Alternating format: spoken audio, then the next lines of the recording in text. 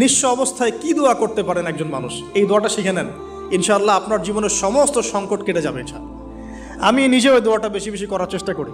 দোয়াটা হচ্ছে, মুসা আলাইহিস সালাম একটা গাছের নিচে হেলান দিয়ে বসলেন, বসে দেখলেন দুইজন মেয়ে দাঁড়িয়ে আছে দূরে, পানি নিতে পারছে না, লোকজন পানি নিয়ে যাচ্ছে, ওরা দাঁড়িয়ে আছে বেচারি। মুসা আলাইহিস সালাম গিয়ে বললেন, কি সমস্যা আপনাদের? এটা নিয়ে আপনারা আবার মেয়েদের সাথে কথা বলার চেষ্টা করেন না, ঠিক আছে? তো মাহারাম গায়রা মাহারাম মেনে চলে। তারা বললেন যে আমাদের বাবা অনেক বৃদ্ধ মানুষ, আমরা পানি নিতে পারি না যতক্ষণ না আমাদের কম পানি নিয়ে চলে যায়। মুসা আলাইহিস সালাম তো একটু বললাম না, ফিজিক্যালি খুব স্ট্রং ছিলেন, থাকে না বডি বিল্ডার, সামনে গিয়ে কথা বলে সরো পানি নিতে দাও, তখন মানুষ একটু মূল্যায়ন করে না।